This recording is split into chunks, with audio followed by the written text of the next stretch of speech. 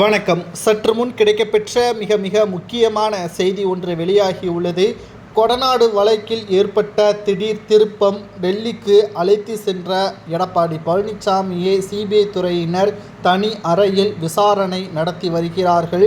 கொடநாடு சம்பவத்தின் பொழுது முதல்வராக இருந்தவர் எடப்பாடி. மேலும் முன்னாள் முதல்வர் எடப்பாடி பழனிசாமி அவர்கள் தற்பொழுது ஜெயலலிதா அவர்கள் வாழ்ந்த வீடான கொடநாடு பங்களாவில் கொலை மற்றும் கொள்ளை சம்பவங்களை எதற்காக தீவிரமாக விசாரணை நடத்துவதற்கு காவல்துறையினருக்கு உத்தரவு பிறப்பிக்கப்படவில்லை.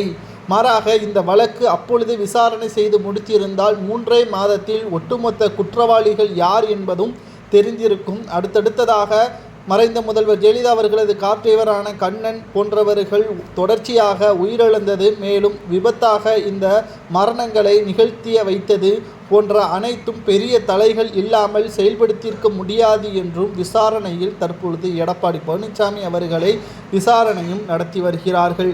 குறிப்பாக சொல்ல வேண்டும் என்றால், எடப்பாடி பழனிசாமி அவர்கள் கொடநாடு பங்களாவில் கொள்ளையடிப்பதற்கான சில தேவைகள் என்ன என்று பார்க்கும் பொழுது, ஒட்டுமொத்தமாக எம்எல்ஏக்கள் மற்றும் அப்பொழுது அமைச்சர்களாக இருந்தவர்கள் மீது நடவடிக்கை எடுப்பதற்கும், பொருளாதார ரீதியாக பல்வேறு பணங்கள் மற்றும் நகைகள் ஆவணங்கள் அனைத்தையும் திருடுவதற்கும் திட்டமிட்டு எடப்பாடி பழனிசாமி அவர்கள் கேரளாவில் இருந்து கூலிப்படைகளை இறக்கியதும், நேரடியாக பேச்சுவார்த்தை நடத்தாமல் மறைமுகமாக இந்த நடவடிக்கைகள் செய்யப்பட்டு இருப்பது, கேரளாவில் இருந்து கைது செய்யப்பட்ட கடைசியாக 4 குற்றவாளிகள் கொடுத்த வாக்குமூலத்தின் அடிப்படையில் தற்பொழுது நீதிமன்றம் விசாரணையை மீண்டும் நடத்த வேண்டும். ஏற்கனவே சுமார் 350 நபர்களுக்கு மேலாக விசாரணை நடத்தப்பட்டது.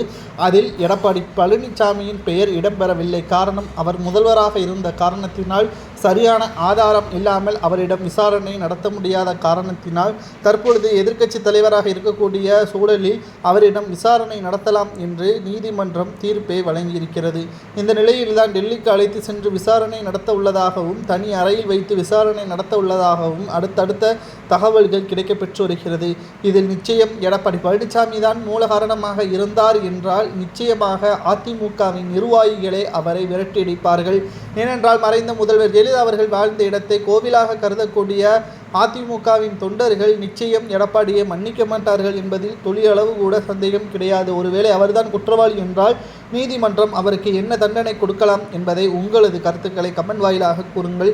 அப்படி அவர் குற்றவாளி இல்லை என்றால் உண்மையான குற்றவாளி யார்? இதற்கு பின்னணி என்ன? ஏன் இவ்வளவு காலதாமதம்? திமுகவும் இதனை காலதாமதம் செய்தது ஏன் என்ற பல்வேறு கேள்விகளும் இதன் மூலமாக வெளிச்சத்திற்கு வரும்.